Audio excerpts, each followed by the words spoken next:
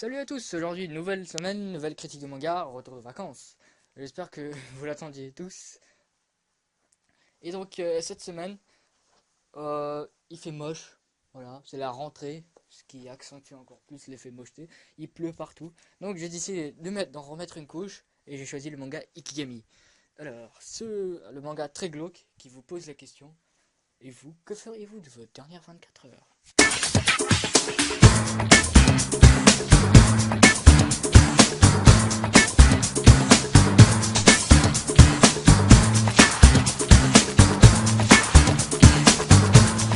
Vous avez maintenant l'habitude, on commence par le scénario. Alors, dans notre pays, une loi entend assurer la prospérité de la nation, en rappelant à tous la valeur de la vie. Pour ce faire, un jeune sur 1000 entre 18 et 24 ans est arbitrairement condamné à mort, par une microcapsule injectée lors de son entrée à l'école. Lorsqu'on reçoit l'Ikigami, c'est qu'il ne nous reste plus que 24 heures à vivre, mais à quoi passer cette dernière journée lorsqu'on n'a pas eu le temps de faire sa vie? Que feriez-vous de vos dernières 24 heures? Voilà, et c'est comme ça que le manga commence, car au fil de l'histoire, le rôle de personnage principal sera échangé avec différents personnages. Mais le plus intéressant reste Fujimoto, un des anges de la mort, enfin c'est moi qui ai donné le nom, qui distribue les Ikigami, car on voit qu'il n'est pas du tout d'accord avec ce système, mais qu'il a les mains liées. Car dès le début, l'auteur nous montre que dans son travail, il vaut mieux ne pas penser et obéir aux ordres, car ceux qu'ils appellent les éléments séditeux, pardon, se voient injecter la capsule. Donc, nous suivrons ce personnage qui est le plus humain de tous les autres, hein, car tous les autres sont vraiment des robots, à ce qu'on voit dans le dessin, mais il reste silencieux. Et pour l'instant, en ayant lu que le tome 1, j'espère vraiment que ce personnage va évoluer et peut-être créer une sorte de rébellion contre le système. Il deviendra en quelque sorte le Che Guevara du Japon. Quant aux deux autres personnages, ce sont des deux personnes ayant reçu l'Ikigami qui nous font vivre leur dernière 24 heures. Vous remarquerez qu'il y a une différence énorme entre les caractères des personnages, alors que l'un essaie de tuer des voyous qui lui ont fait du mal dans sa jeunesse, comme lui brûler des cigarettes dans le crâne, maintenant il est obligé de porter une sorte de prothèse. C'est un peu ça, c'était un moment le plus glauque du manga. Et l'autre, qui est chanteur de rue, qui a tout simplement qui s'est donné à fond pour chanter sa dernière chanson. Une dernière chanson qui lui a valu un très grand succès. Et donc, vous, qu'est-ce que vous feriez si vous n'avez plus rien à perdre? Voilà. Après un long moment scénario, on passe enfin au dessin.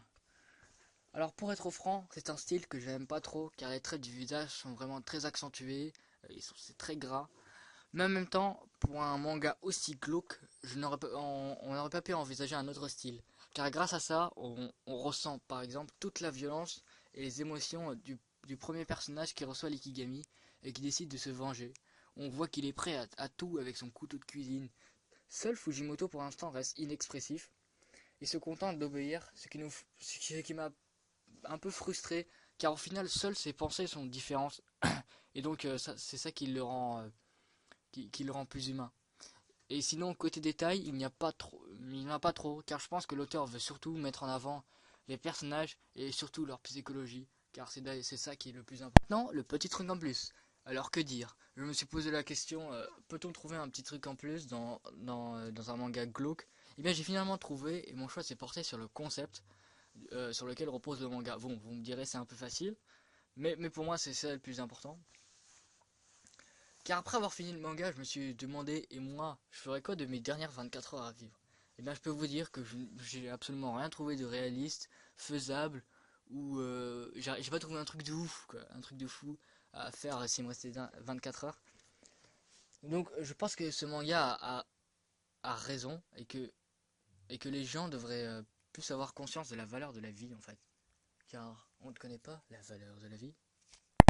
Voilà, c'est fini, j'espère que vous avez aimé, que ça vous a plu, que ça vous a donné envie de lire le manga.